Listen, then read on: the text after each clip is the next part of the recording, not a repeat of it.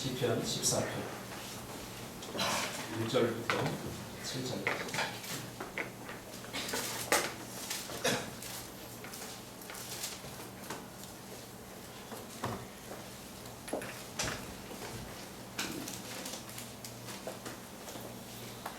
한 절씩 읽겠습니다. 어리석은 자는 그의 마음에 이르기를 하나님이 없다 하는도다. 그들은 부패하고 그 행실이 가증하니 선을 행하는 자가 없도다. 여호와께서 하늘에서 인체를 보고 살피사 지각이 있어 하나님을 찾는 자가 있는가 보라 하신즉 다 치우치어 함께 더러운 자가 되고 선을 행하는 자가 없으니 하나도 없도다. 죄악을 행하는 자는 다 무지하니라. 그들이 떡 먹듯이 내 백성을 먹으면서 여호와를 부르지 아니하는도다. 그러나 거기서 그들은 두려워하고 두려워하였으니 하나님이 의인의 세대에 계심이로다. 너희가 가난한 자의 계획을 부끄럽게 하나 오직 여호와는 그의 피난처가 되시는도다. 다같이 이스라엘의 구원이 시온에서 나오기를 원하도다. 여호와께서 그의 백성을 포로된 곳에서 돌이키실 때에 야곱이 즐거워하고 이스라엘이 기뻐하리로다. 아멘. 할렐루야. 아멘. 하나님은 살아계십니다. 아멘. 할렐루야. 아멘. 하나님은 살아계십니다. God is alive 라고 하는 제목으로 하나님 말씀 증거하겠습니다. 지난 화요일 저는 은샘교회 부흥회를 은혜 가운데 무사히 마쳤습니다. 부흥회를 마치고 이렇게 자유로를 타고서 이렇게 밤늦게 돌아오면서 정말 많은 생각을 하게 되었습니다. 이 생각도 여러 종류가 있는데 부흥회를 끝마치고 집사람하고 이렇게 자유로를 타고 내려오면서 약간 아쉬움, 어떤 번민 같은 것이었습니다. 제가 그 교회에 가서 부흥회를 하면서 느끼는 그 영적 느낌은, 영적 분위기는 적어도 이랬습니다. 마치 억지로 끌려 나온 것 같은, 어쩔 수 없이 나온 듯한 그런 표정들과 광대상에 딱 쓰자 분위기가 아주 썰렁하고 냉랭했습니다. 목사는 설교를 하는 사람이기 때문에 영적 스피리추얼 파워, 영성을 가지고 설교를 하는 사람들이기 때문에 이렇게 강대상에 서보면 그 영적 분위기와 흐름을 금방 읽을 수 있습니다.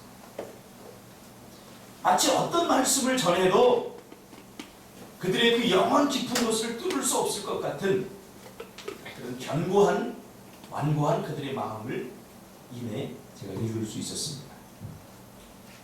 저는 지금까지 부흥회를 자주 나가진 않았지만 여러분의 부흥회를 하면서 단 한 번도 편안한 분위기, 좋은 분위기였던 적이 없었던 것 같아요. 아주 강한 사람들만 저한테 붙여주는 거예요. 하나님께서 강한 사람. 상황이 너무 열악했습니다. 찬양을 통해서 이 분위기를 좀, 영적 분위기를 고조시켜야 되는데 그런 것도 없었습니다. 냉랭한 찬양과 또 무표정한 사람들의 표정을 보면서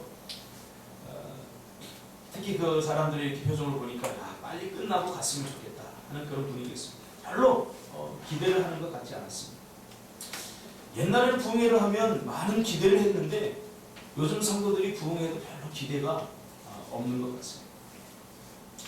여러분, 교사라고 하면, 교사들을 대상으로 한 부흥인데, 교사라고 하면 그래도 가장 믿음이 있는 그런 교회에서도 가장 정예부대 아닙니까? 가장 살아있는 헌신과 봉사라는 그러한 공동체인데, 그렇다면 적어도 뭔가 의지가 있고 또 눈빛이 살아있어야 되는데 그렇지 않은 그 모습을 보면서 한결 강대상에 서면서 마음이 무거웠습니다. 물론 그래서 하나님께서 저를 그 교회로 부르셨다라고 저를 위안하면서 식어진 가슴에 불을 붙여보자, 에스겔 골짜기 마른 뼈와 같은 사람들에게 하나님의 말씀을 대언하면 저들이 살아나겠지 하는 그런 기대를 가지고 말씀을 전했습니다.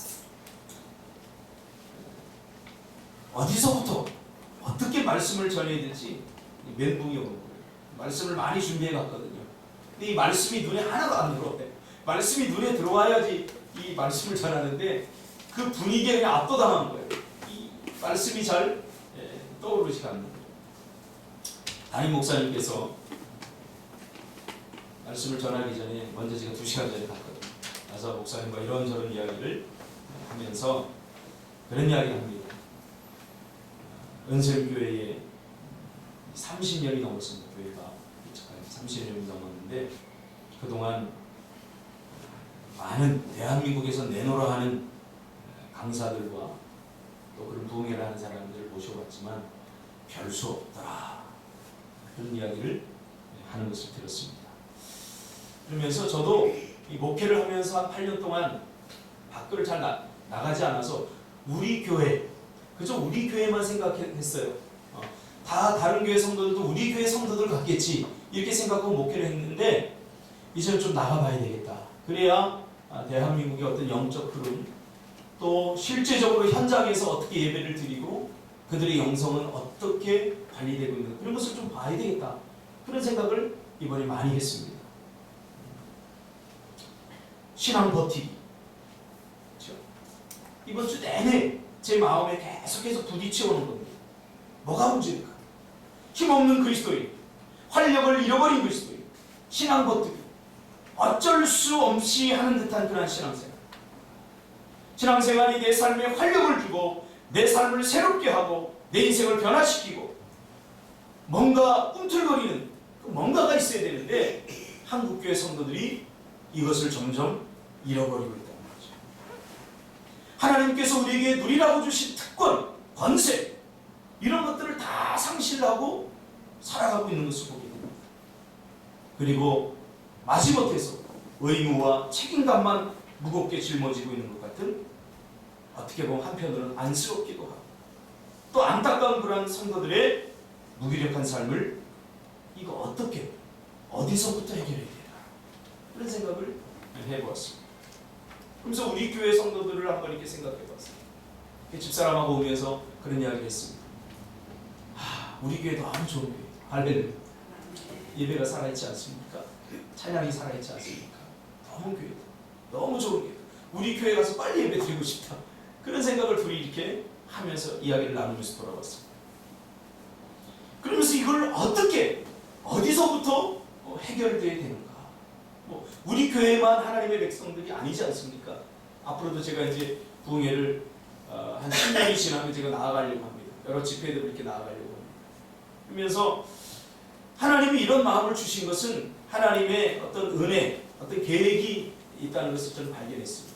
저를 통해서 하나님 무슨 일을 하려고 하시는지 조금 이제 가늠하게 되었습니다. 이걸 어디서부터 어떻게 해결돼야 되느냐 이번 주 내내 제가 기도하면서 고민했습니다. 우리 교회 성도들도 그런 성도들이 있을 수도 있기 때문이죠. 활력을 잃어버린 신앙생활. 하나님이 살아계신지 죽었는지도 모르면서 신앙생활하는 그런 분들도 있을 거라고 저는 생각합니다. 그래도 하나님께 주신 마음이 있습니다. 어떤 마음을 주셨느냐? 초심으로 돌아가서 처음부터 다시 시작해야 된다. 초심으로 돌아가요. 초심, 처음의 마음이죠. 그렇다면 그리스도인들의 공통적인 초심, 그리스도인들의 처음은 무엇일까요? 그것은 바로 믿음입니다. 신앙생활은 어디서부터 시작해야 되느냐? 믿음에서부터 시작해야 됩니다. 친구들이 교회 가자 그러니까 온 게 아니에요. 병들고 아파도 하나님 고쳐주시니까 하나님이 계신가 보다 그리고 신앙생활하는 게 아니에요. 신앙생활의 출발점은 어디냐? 바로 믿음입니다. 오늘날 많은 그리스도인들이 믿음에서 출발하지 않기 때문에 믿음의 결과를 보지 못하는 거예요. 그러니까 삶의 활력을 잃어버리는 거죠. 신앙의 활력을 잃어버리는 거죠. 그래서 믿음에서부터 시작돼야 된다. 교회에서 무엇을 가르쳐야 되느냐? 믿음을 가르쳐야 된다. 교회에서 무엇을 말해야 되느냐? 믿음을 말해야 된다. 그래서 다시 한번 제가 아주 절실하게 깨달았어요. 여러분 은샘교회는요 교사만 150명 됩니다. 교사만 150명. 시스템이 아주 잘 갖춰져 있습니다. 주말에는 앞바람주의라고 뭐 이런 거 하면서 토요일 날도 나오고 모든 그 문화회관, 문화센터 이런 데서 하는 프로그램, 좋은 프로그램들이 다 있어요. 바이올린 교실도 있고 기타 교실, 드럼 교실, 시작해서 뭐 아무튼 아주 좋은 시스템을 갖고 있어요. 그러나 저는 그곳에서 하나 잃어버린 걸 발견했어요. 생명을 없었어요. 좋은 시스템은 있었지만 예배에 대한 감격과 기도에 대한 능력과 예배를 갈망하는 그런 갈망들이 없다는 사실을 제가 발견했습니다. 분명히 저는 깨달았어요. 우리 교회는 시스템으로 이끌어가서 성령이 주시는 감동과 하나님이 주시는 은혜로 우리 교회는 이끌어가야 돼요. 여러분도 마찬가지로 한 사람 한 사람이 어떤 시스템에 의해서 살려고 그러면 안 돼요. 하나님과 동행해요. 예수 믿어도 성령과 동행하지 않으면 하나님 없는 것 같은 그런 절망을 날마다 경험하게 되는 것이죠. 그동안 한국교회의 성도들은 믿음을 잃어버렸습니다. 한때 한국교회는 세계의 영적 분위기와 영적 흐름을 주도했을 만큼 강력한 영성을 가졌었습니다. 그런데 복음이 들어온 지 불과 100년 만에 지금 한국교회는 심각한 침체기를 맞고 있습니다. 헤매고 있어요. 예배의 감격을 잃어버렸고 신앙의 즐거움을 다 잃어버렸어요. 예전에는 예수 믿는 것이 프라이드였어요. 자랑이었어요. 그러나 요즘은 예수 믿는 것 자랑 아닙니다. 왜 그렇게 됐을까요? 믿음을 잃어버렸기 때문입니다. 믿음을 잃어버렸어요. 주님은 소아시아 7교회 중에 에베소 교회를 향해서 너희가 첫사랑을 잃어버렸다. 이렇게 말합니다. 이 첫사랑이 뭡니까? 믿음을 잃어버렸다는 겁니다. 믿음으로 탄생된 내가 믿음을 잃어버렸다는 것은 죽음을 선고한 거나 마찬가지예요. 죽었다는 거예요. 믿음으로 새 생명을 얻었잖아요. 그럼 믿음이 없으면 어떻게 됩니까? 내가 죽었다는 거나 마찬가지예요. 한때는 하나님의 살아계심을 강력하게 증거하고 놀라운 하나님의 사랑과 은혜를 강력하게 증거하였던 교회였는데 이 에베소 교회가 그 믿음을 잃어버렸다. 왜 그래요? 믿음에서 떠났기 때문에. 오늘날 교회에서 좋은 프로그램들 많습니다. 그러다 보니까 그것에 치중해서 정말 우리가 가르쳐야 될 신앙생활, 믿음, 기도생활, 예배생활 이런 걸 가르치지 않습니다. 믿음에서 다 떠납니다. 세상 사람들과 우리 예수 믿는 사람들을 나누는 기준이 뭡니까? 믿음이 있느냐 없느냐. 믿음이 있으면 우리가 하나님을 우리 아버지로 고백할 수 있고 그 아버지는 나의 하나님이 되십니다. 믿음으로 하나님과 내 관계가 성립이 되는 거예요. 세상 사람들은 믿음이 없기 때문에 하나님을 아버지라고 부를 수 없어요.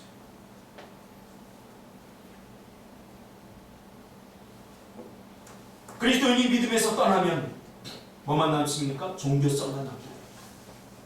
종교성만 남으면 예배를 드려도 예배 가운데 임재하는 하나님을 경험하지 못하죠. 여전히 그는 기도해도 하나님의 음성을 듣고 소통하는 기도를 드리지 못하는 거죠. 우리가 이것을 가르쳐요. 예배하다가 하나님을 경험하는 할렐루야. 아멘. 제가 신앙생활 할 때는 그랬어요. 우리 믿음의 선진들이 장로님, 권사님, 우리 믿음의 선진들이 나보다 먼저 믿은 사람들이 예배를 저에게 가르쳐줬어요. 저에게. 예배를 드리다 하나님의 음성을 듣고 예배를 드리다 병이 치유되고 마음의 깊은 상처들이 성령의 터치를 통해서 회복되고 치유되는 역사. 이게 하나님을 만나는 만남에 나타나는 현상들입니다. 기도하다 방언받고 기도하다 하나님과 깊은 영적 교제를 나누고 이거 다 가르쳤다는 말이에요. 근데 이 가르침에 내가 끊겼어요. 오늘날 교회에서 이거 잘 가르치잖아요. 교회에서 기타는 가르치고 교회에서 다른 거는 많이 하는데 예배의 감격과 기도의 능력들 이런 걸 누리는 방법들을 잘 가르치잖아요. 그러니까 자꾸 종교성만 남겨 형식과 겉모습만 남겨 껍데기만 남겨 자꾸 중심과 본질에서 떠나가게 되는 거죠.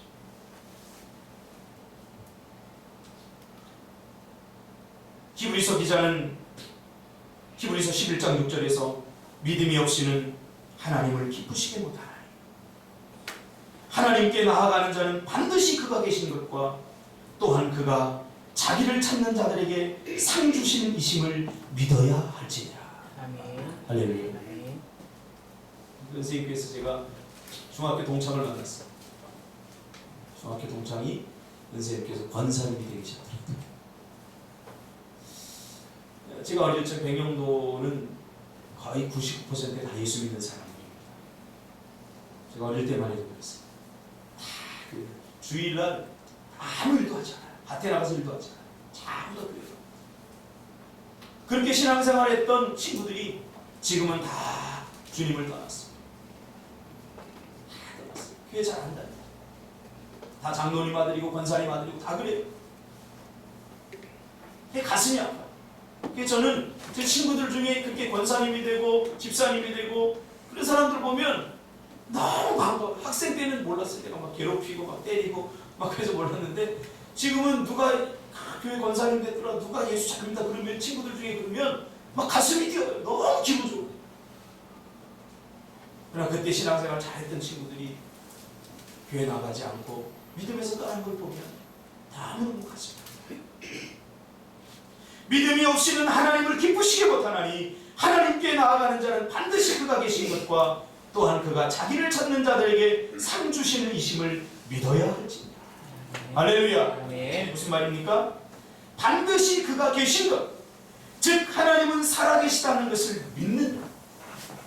이게 신앙의 출발점이라. 신앙의 출발점은 교회에 나오는 게 아니라는 거예요. 찬송하는 게 아니라는 거예요. 신앙의 출발점은 반드시 그가 계신 것, 이것을 믿는 믿음에서 출발합니다. 할렐루야. 아멘. 그리고 그 하나님은 자기를 찾는 자들에게 상을 주신다. 상 주시는 분이라는 사실을 믿어야 합니다. 이것은 관계적 측면으로 우리가 이해를 해야 됩니다. 하나님을 마음으로 인정하고 내 삶의 주인으로 인정하고 그리고 삶으로 인정하는 것은 그가 자기를 찾는 자들에게 상 주시는 자라는 사실을 믿어야 합니다.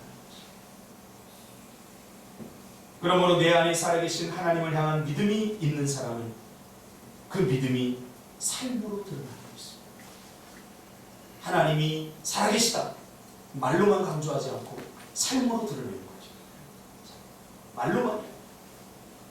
그래서 교회는 믿음을 가르쳐야 되고 믿음의 행동을 강화시키는 예배, 기도 이런 것을 계속 해야 되는데 언제부턴가 다른 것들로 대체되었어요. 교회가 교회다워지고 성도가 성도다워지려면 이런 믿음이 있어야 돼요. 제가 정신이 번쩍 나는 거예요. 괜히 비즈니스 선교한다고 돈 버는 거 비즈니스 이런 거 막 했더니 약간 기도도 사라져버리고 예배에 대한 감격도 없고 예배 시간이 졸기나 하고 막 이런 거예요. 제가 그랬어요. 저는 하나님 앞에 결단했어요. 비즈니스 선교가 우리의 신앙생활에 방해가 되면 나는 미련 없이 비즈니스 선교를 다 포기하게. 이번 주에 제가 하나님 앞에 결단하면서 그런 기도를 드렸어요. 믿음이 성장하지 못하는데 무슨 비즈니스 선교가 뭐가 필요해요? 우리가 비즈니스 선교를 왜 합니까? 선교하기 위해서 우리의 믿음을 하나님 앞에 보이기 위해서 하는 거 아닙니까? 근데 돈 버는 데만 집중해 있으면 이거 안 돼요. 영원히 중요한 거거든요. 그래서 하나님께 하나님 저는 또 그런 은사가 있어요. 아니다 싶으면 저는 그냥 이거 잘 잘라요. 집사람이 가끔 저보고 무섭대요. 왜 아닌데 하나님이 보시기 아니면 저는 그냥 잘라버려요. 분명히 저는 결단했어요. 하나님 비즈니스 선교가 우리 청년들에게 우리 교회에 영적인 분위기 또 영적으로 도움이 되지 못하면 이거 제가 언제든지 내려놓겠어요. 아니 그러니까 하나님이 굉장히 기뻐하시고 우리가 하는 비즈니스 선교가 우리의 믿음을 강화시키는 데 도움이 되어야 됩니다. 하나님을 예배하고 영혼을 살리는 데 도움이 되어야 됩니다. 할렐루야. 오늘 아침에 제가 굉장히 기분이 좋았어요. 왜 그러냐면 주일학교 제가 엘리베이터를 딱 타면 찬양 소리가 들려요. 주일학교. 근데 오늘은 막 북적북적 하는 소리가 들리는 거예요. 저번 주까지 조용히 했거든요. 근데 막 북적북적 막 떠들고 막 소란 소리. 교회는 이래야 돼요. 좀 소란스러워야 돼요. 막 북적북적. 장례식장 같아서는 안 돼요. 그래서 여러분 우리의 어떤 표정이나 우리의 분위기, 사단이 우리를 우울하게 만들고 우리를 침울하게 만들고 문제를 통해서 인생의 어떤 그런 것들을 통해서 우리의 마음을 우울하게 만들고 침울하게 만들 때 이것을 변화시키고 바꾸는 힘이 우리 안에 있다는 사실을 여러분 믿으셔야 됩니다. 선언하셔야 됩니다. 선언하셔야 됩니다. 표정을 바꾸고 우리의 마음의 분위기를 바꾸고 이거 하나님이 우리 안에 다 믿음을 주셨어요. 저도 우리 어머니 표정을 닮아 제가 그렇게 밝은 표정이 아닙니다. 그냥 가만히 있으면 무섭다고 그러잖아요. 웃으라고. 그 표정을 우리 딸이 좀 받은 것 같아갖고 물려받은 것 같아갖고 딸이 예를 들어서 밝은 표정을 해야 되니까 다 공부 열심히 해라 이거 얘기 아니에요. 좀 밝은 표정. 마음이 밝아야 되잖아요. 근데 마음에 수심과 근심이 가득 차 있으니까 표정이 밝지 못하는 거예요. 우리의 매력이 어디서 나오느냐? 여기서 나오는 거 아니겠습니까? 밝은 마음, 밝은 표정. 근데 요즘 사람들 보면 다 인상 쓰고 살아요. 어디를 가도 위로를 받지 못해요. 저는 우리 집사람 결혼할 때 표정이 밝아서 저는 너무 좋았어요. 요만한 거 하나만 해도 까까까까 하더라고요. 표정이 밝았어요. 생각해보세요. 인상 쓰고 있는 사람은 평생 살라고 한번 생각해보세요. 제가 결혼하는데 팁을 하나 드릴게요. 밝은 사람과 결혼하시길 바랍니다. 그러면 그 인생이 밝아집니다. 그 인생이 행복해집니다. 할렐루야. 밝은 사람, 밝아요. 아무리 돈 많이 벌어도 우울한 사람은 평생 그 돈으로 우울한지만 밝아요. 이 표정을 밝게 하고 내 인생을 밝게 하는 분은 바로 하나님이시고 성령님이에요. 우리 안에 믿음을 하나님께서 사용하신다. 믿음이 있어요. 세상 사람들과 우리가 다른 점 바로 그것 아니겠습니까? 그래서 저는 우리 교회에서 앞으로 어떤 회보다는 기도 시간이 많았으면 좋겠어요. 회를 1시간 하려면 끝나고 나서 기도도 1시간 하시기 바랍니다. 기도 1시간 할 자신이 없으면 회 10분만 하세요. 그리고 또 10분 기도하세요. 앞으로 회한 만큼 기도하시길 바랍니다. 그래서 회 2시간 한다. 그러면 2시간 기도할 자신을 있는 사람만 2시간 해야지. 회해야죠. 너무 중요합니다. 그러나 회하고 나면 냉랭해집니다. 상처받은 사람들이 생겨요. 제 경험이 그래요. 저도 예전에 전도사를 해봐서 교사들을 많이 다뤄봐서 알아요. 해야 될 게 많아요. 이것도 하고 저것도 그러니까 전부 다 회를 합니다. 회 3시간 하고 나면 다 지쳐버려요. 그래서 어느 날 교사가 저를 찾아와서 전도사님 회 없애면 안 돼요? 왜? 교사하는 것보다 회하는 게 더 힘들어요. 뭐합니까? 교사야. 왜 주일학교에 일찍 안 나오냐? 왜 기도 안 하냐? 이런 100마디 말로 해도 안 변해요, 사람. 그러나 기도하니까 변하는 거예요. 제가 회를 많이 했던 교회는 제가 실패했었어요. 그러나 회보다 기도 많이 하니까 살아나더라고요. 전도하라고 안 해도 기도하니까 전도해야 되는 거 알고 나왔어. 전도하니까. 여러분 기도 많이 하시길 바랍니다. 우리 안에 믿음이 있기 때문에 믿음이 없는 사람처럼 그렇게 쌩까고 살지 마세요. 여러분 안에 다 믿음이 있습니다. 나는 못한다라고 말하지 마세요. 아닙니다. 다 할 수 있어요. 저는 절대 속지 않습니다. 저는 가끔 저도 속여요. 왜? 내 안에 하나님 믿음을 주셨는데 마치 그 믿음이 나를 부담스럽게 하기 때문에 믿음이 없는 것처럼 그렇게 내가 딱 하려고 할 때 하나님께서 주시는 말씀이 있어요. 박형석 정신 차려. 그 안에 믿음이 있잖아. 왜 안 하려고? 왜 못하는 척해? 왜? 믿음은 때로 우리를 번거롭게 하거든요. 우리에게 부담을 주거든요. 저는 2주 전에 은혜교회 목사님에게 부흥의 요청을 받고 2주 동안 정말 고통스러웠어요. 왜? 우리 교회에서 설교하는 거 얼마나 편합니까? 이렇게 딱 늘 보던 사람들이 이렇게 편한데 거기에 딱 쓰니까요. 이 인간이 얼마나 잘하나 보자. 저는 평가하려고 하는 사람들은 가득 차 있어요. 은혜 받을 생각이 아니라 우리 교회 그동안 대한민국에서 잘 나갔던 이름만 대면 다 아는 강사들 다 지나갔는데 뭐 평선호에 뭐 별로 이름도 없고 그런 목사가 조그만 목사가 와서 뭘 하려고 하는데 별로 기대하는 마음도 아니고 다 얼마나 2주 동안이 힘들었어요. 왜? 그걸 제가 알기 때문에. 치열한 영적 싸움. 제가 청소년 부흥회 과거에 많이 다녀봤습니다. 그래도 부흥회를 하면 이렇게 기죽진 않았어요. 제가 몇천 명을 놓고도 제가 설교하고 그랬기 때문에. 근데 그때마다 제가 느끼는 것은 치열한 영적 싸움. 2주 동안 힘들었어요. 기도하고 말씀을 준비해요. 기도하고 말씀을 준비해요. 집사람한테 그랬어요. 에이, 나는 부흥회 체질이 아니라 봐. 어른들 부흥회 절대 내가 안 나가겠죠. 힘들어요. 그러니까 청소년 부흥회는 지금도 원고 없이 가서 해도 저는 한 2시간, 3시간 얼마든지 떠들 수 있어요. 얼마든지 말씀을 드릴 수 있어요. 근데 부담이 있어요. 그래요.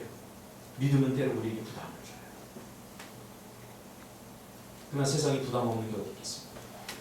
태안 집사 처음에 가게를 딱 열더니 잘 됐으면 좋겠다. 근데 내가 딱 보니까 잘 될 수 있는 준비가 안 돼 있어요. 왜? 가게를 하려면요 손님에게 스트레스를 받으면 절대 안 돼요. 요만한 놈들이 와서 떡볶이 하나 먹고 지들이 무슨 입맛이 있다고 더럽게 맛없네. 그러고 가면 스트레스를 확 받지 않습니까? 지들이 뭔데 평가. 그리고 와서는 500원 꼭 비싸게 돈 많이 먹는 애들은 그런 집 꼭 300원 들고 와서 컵볶이가 이거 500원인데 꼭 300원 들고 와서 300원어치만 주면 안 돼. 또 그런 놈들도 있어. 얼마나 스트레스 받았어요. 근데요 성공하려면 가게 잘 열려면 그거에 스트레스 받으면 안 돼요. 그런 손님들 이런 손님들 저런 손님들 다 있어요. 그거 즐겨야 돼. 근데 내가 보니까 초창기에 스트레스가 받아요. 그래서 오뎅은 돈이 안 남으니 이거 안 하겠다. 이건 뭐가 안 돼서 안 하겠다. 또 손님들한테 스트레스 받으니까 아유 저 새끼 확 빼줘 막 이런 소리가 막 들고 제가 주먹 쐬거든요. 대한 지상. 부담이 다 목회는 쉬운 줄 알아. 와가지고 이렇게 딱 둘러보고 심지어 노숙자가 얼마 전에 와가지고 노숙자가 딱 이렇게 제가 보니까 딱 노숙자예요. 여기 써 있어요. 노숙자 딱 써 있는데 와가지고 목사님 대학 어디 나왔어요? 이 교회 성도는 몇 명이에요? 내가 이 교회 한번 나와볼까 하는데 막 이래요. 예전 같으면 다 들었는데 요즘 같으면 제가 이제 딱 보니까 어떻게 얼마 드릴까요? 얼마 드릴까요? 그러니까 5,000원만 주세요. 이것도 다 성도들이 헌금입니다. 구걸하지 마시고 일해서 사십시오. 그래서 저는 꼭 5,000원 안 주고 잘로만 주고 2,000원 주고 그랬어요. 그래 부담이 있어요. 믿음에 부담이 있어요. 여러분 예배 드리는데 은혜 받으려면 부담이 있어야 되잖아요. 여러분 얼마나 힘듭니까? 일하느라고. 저는 안쓰러워요. 수요일날 우리 보람이 저기서 장사하고 그리고 예배 시간 맞춰보려고 돈통 그 어떨 때 졸아요. 안쓰러워. 또 목사가 새벽 예배 나오려니까 또 준석 집사 까치집을 해야지. 이게 내가 지금 어디에 와 있는지 모르면서 내리면서 앉아요. 부담이 있어요. 그러나 하나님은요 다 기록하고 계시죠. 이수 금요일날 그 학교 끝마치고 와가지고 뭐 1시간 돈 벌어보겠다고 만들고 또 심야 여기 와가지고 기도하고 또 집에 가면 대접받습니까?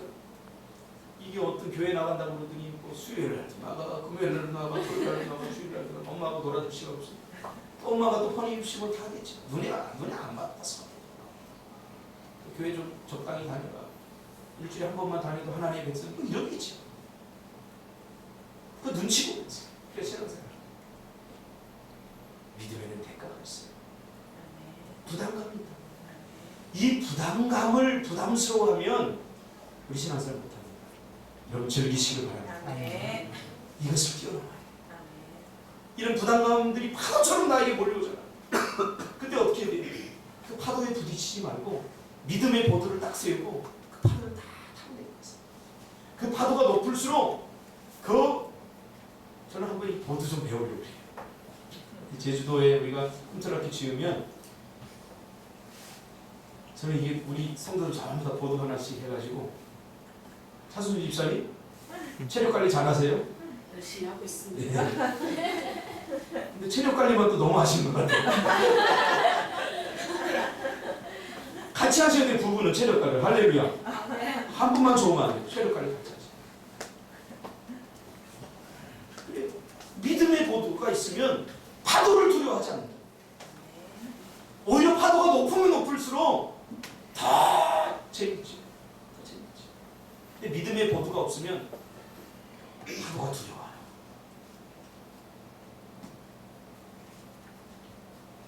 우리 교회는 교회의 목적에 충실합시다.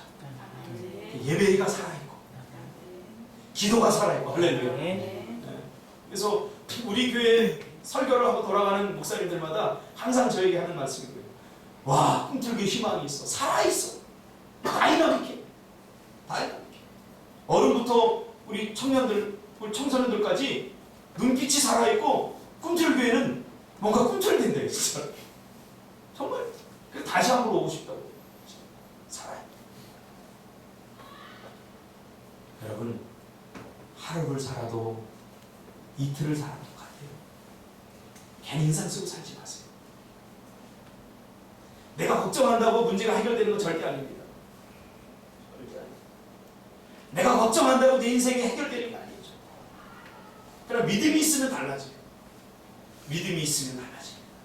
믿음의 눈으로 여러분 인생을 보시기를 주님의 이름으로 축복합니다. 아멘. 할렐루야. 아멘. 다윗에 의하면 하나님을 부인하고 하나님을 인정하지 않는 두 부류가 있다고 말합니다. 이것만 하고 마치려고 합니다. 오늘 본문에 보니까 첫 번째 부류는 공식적으로 하나님이 없어 라고 말하면서 말과 행동으로 하나님을 부인하는 자들. 이런 사람들을 오늘 본문에서는 악인이다 이렇게 말합니다. 악인. 악한 사람. 공식적으로 하나님이 어디 있어? 하나님은 안 계셔. 이렇게 적대적으로 말하는 사람. 시편 42편 10절에 보면 내 하나님이 어디 있느냐 하도다. 그렇죠? 하나님이 어디 있냐? 하나님 안 계셔. 이런 사람들을 성경에는 악인이다. 이들은 하나님을 부정하고 하나님을 믿는 사람들을 조롱하는 분이죠. 11절에 보니까 하나님의 백성들을 좌절시키고 낙심시키고 불안하게 만드는 사람이죠. 야, 하나님 없어. 하나님을 믿으면 내 주먹을 믿어. 하나님이 어디 있냐? 종교는 다 만들어낸 거야. 이러면서 하나님의 존재를 적대적으로 부인하는 사람. 이런 사람들을 성경에서 악인이라고 말합니다. 두 번째로 다윗은 두 번째 부류 사람을 말합니다. 공식적으로 적대적으로 하나님을 부인하진 않지만 이 부류는 교회에 나오는 사람, 신앙인들입니다. 신앙인들 속에서도 하나님을 입으로 부인하고 적대시하지 않지만 삶으로 주님을 신뢰하지 않는 사람입니다. 이런 사람들은 오늘 본문에서 다윗은 어리석은 사람 이렇게 말합니다. 마음으로는 하나님을 내가 믿어, 입으로 하나님이 살아계셔 이렇게 말하지만 정말 삶을 살아가면서 삶으로는 하나님 없는 사람처럼 사는 거죠. 하나님과 동행하지도 않는 거죠. 하나님과 교제하지도 않는 거죠. 하나님께 기도하지도 않는 거죠. 하나님을 신뢰하지도 않는 거죠. 주영이 엄마 계셔? 그러면 엄마 계시다는 것을 엄마는 어떻게 알 수 있어요? 주영이가 아들 노릇을 해야죠. 엄마 밥 줘. 엄마 월급 탔어. 내가 이번에 맛있는 거 사줄게. 교제와 관계가 이루어지고 어려운 일이 있을 때마다 어머니한테 이야기해요. 또 기쁜 일이 있을 때 엄마 나 승진했어. 이렇게 이야기해요. 이 교제가 있는 거죠. 삶으로 인정하는 거예요. 길거리 가다가 태아리가 물어봐. 형 옆에 계신 분 이쁘게 생긴 저분 누구야? 그럼 어떻게 해야 돼? 몰라? 그래야 돼? 뭘 해야 돼? 아, 이 이쁘게 생기신 우리 어머니야 그래. 할렐루야. 그 말로만 대접하지 말라고. 말로만. 우리 엄마야 그러는데 엄마는 전혀 엄마다움을 느끼지 못하고 옆집 아줌마 같은 생각이 들어. 주영이 얘기하죠. 맞아, 요즘에 그러면 안 된다는 거예요. 하나님과 우리 관계 사이에서 지금 다윗이 그것을 짚고 있는 거예요. 공식적으로 부인하는 사람은 악인이지만 하나님은 우리 아버지야. 하나님은 나의 살아계셔. 이렇게 말로 하면서 마치 옆집 아줌마처럼 느껴진다. 삶으로 인정하는 거죠. 그러나 그렇게 인정하지 않는 사람들을 어리석은 사람이다. 다윗이 그렇게 말합니다. 왜 그런 줄 아세요? 다윗의 주변에 그런 사람들이 많았어요. 하나님을 섬기고 교회 다니고 기도하고 예배도 드리는데 결정적으로 삶 속에서 하나님을 신뢰하지 않아.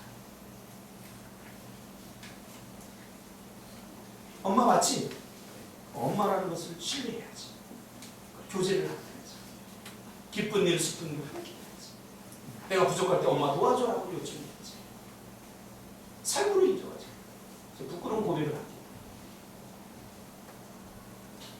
저희 어머니가 제가 어릴 때 이게 가게를 했어요. 가게도 이렇게 좀 화려한 가게가 아니라 좀 초라한 가게가 있어요. 근데 학교 가다 이렇게 오다가 친구들하고 이렇게 가다 보면 엄마가 저를 이제 아는 척하지. 그럴까봐 저는 이렇게 돌아다녔어요. 거기를 직접. 근데 엄마의 모습이 되게 추웠거든요. 그래서 언젠가는 한 번 이렇게 가다 보니까 친구들이 저희 어머니가 아는 척하니까 친구가 묻는 거예요. 누구셔? 누구야? 제가 얼버무렸어요. 아는 사람이야. 이게 진짜 평생을 가요. 어머니가 돌아가셨을 때도 내가 이거 엄마한테 얘기 못해요. 엄마 미안해. 엄마가 모른 줄 알았어. 엄마는 나를 위해서 자랑스러운 아들이라고 자랑하고 내가 정겨울이 회장 됐다고 동네 불러다가 막 떡잔치하고 점수라도 좀 좋게 받으면 그 아들 자랑, 그 자랑할 게 있다. 그렇게 나를 대접해주고 나를 그렇게 사랑해주고 나는 엄마를 엄마답게 대해준 적이 별로 없어서 참 많아. 잘했나? 주영이한테 하는 주영이가 우리 교회 나이도 청년 중에 제일 많고 어른이기 때문에 하는 거예요. 다른 사람들 다. 로마서 1장 21절에 보면 하나님을 알되 하나님을 영화롭게 아니하며 감사하지도 아니하며 오히려 그 생각이 허망하여지며 미련한 마음에 어두워졌나요? 여러분 하나님을 하나님답게 여기시기 바랍니다. 삶 속에서 그분을 인정하시기 바랍니다. 할렐루야. 이게 뭐예요? 그거 하나님 기뻐하는 일을 하는 거예요. 하나님 때문에 안 돼. 누가 술을 마시려면 어떻게 해야 돼? 태어나.